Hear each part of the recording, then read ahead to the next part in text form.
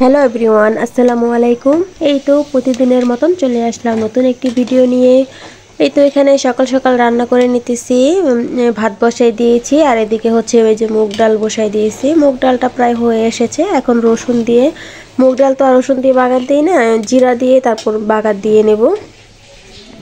আর এদিকে হচ্ছে যে গরুর মাংস রান্না করে ফেলেছি। গরুর মাংসটা হয়ে গেছে, রেখে দিয়েছি রান্না করে।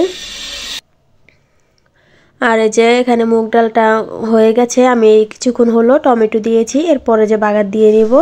আর এদিকে হচ্ছে ছোট মাছ হাতে মেখে তারপর রান্না করব। ছোট মাছ বলতে এখানে পুঁটি মাছ ছিল, পুঁটি মাছ বেশি ছিল, আর টাকি মাছ ছিল, ছোট ছোট শিং মাছ ছিল। এগুলা দিয়ে আলু দিয়ে এই যে পোড়া পোড়া করে রান্না করব। খুব মজা হয় খেতে এভাবে রান্না করলে, আমার কাছে তো ভালোই লাগে আর আমরা সবাই খাই এভাবে রান্না করলে। আমি বেশি করে কাঁচামরিচ ফালি করে দিয়েছি যাতে একটু ঝাল ঝাল লাগে আর খেতেও ভালো লাগে।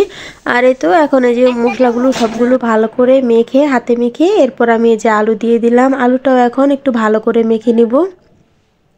আমি সাথে দুইটা ছোট ছোট টমেটো কেটে দিয়েছি যাতে একটু ভালো লাগে খেতে। আর এই যে এখন আলুটা ভালো করে মেখে এখন এই যে মাছগুলো দিয়ে দিতেছি।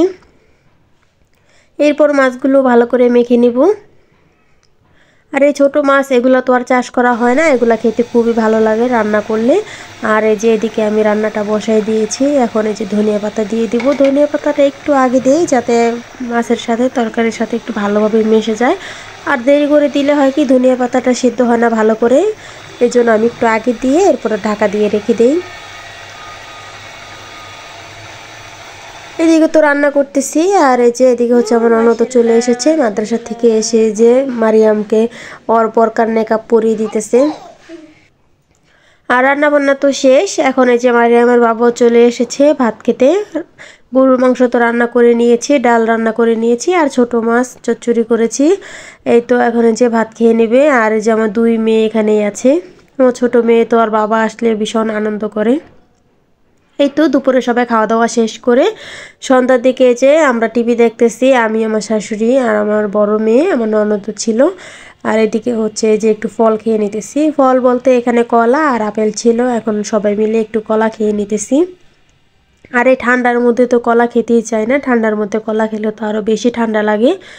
যাই হোক তবুও খেয়ে নিতেছি। আর এই হচ্ছে টিভিতে আমার এই ব্লগ ভিডিও দেখতেছি আমি, আমার শাশুড়ি আর আমার বড় মেয়ে।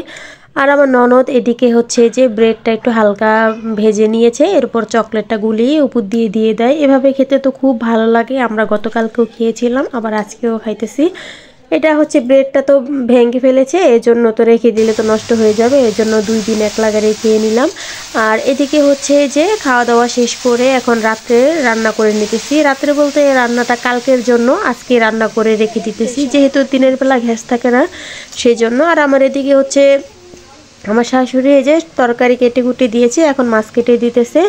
সবজি কেটে দিয়েছিল, আমি ভাজিটা তো বসিয়ে দিয়েছি। আর এখন যে মাছ কেটে দিয়েছি, আমি মাছটা কেটে ধুয়ে পরিষ্কার করে, আমার শাশুড়ি তো কেটে দিয়েছে, আমি ধুয়ে পরিষ্কার করে এরপরে যে এখন ভাজতে দিয়েছি। মাছটা ভেজে পেঁয়াজ দিয়ে ভুনা করব। আর এই যে এখন মাছটা ভেজে নিতেছি একটা একটা করে। মাছটা বেশ বড়ই ছিল, এখন এই যে ভেজে পেঁয়াজ দিয়ে এই জন্য ভুনা করব। ইলিশ মাছটা যেভাবে রান্না করি না কেন ওইভাবেই মজা লাগে খেতে, আমার কাছে খুবই ভালো লাগে। আর এদিকে হচ্ছে সবজি ভাজিটাও হয়ে এসেছে, আমি কিছুক্ষণ আগে একটা টমেটো কেটে দিয়েছি। এখন এই যে ধনিয়া পাতা দিয়ে একটু নাড়াচাড়া দিয়ে এরপর নামিয়ে নেব। আর এদিকে যে ভাজিটা হয়ে গেছে, খুবই দেখতে সুন্দর হয়েছিল, খেতেও খুব মজা হয়েছিল। আর এই তো এখানে যে আমি পেঁয়াজটা ভালো করে কষিয়ে পানি দিয়ে দিয়েছিলাম, এখন পানিটা বলক চলে এসেছে, এখন এই যে ইলিশ মাছগুলো দিয়ে দিলাম।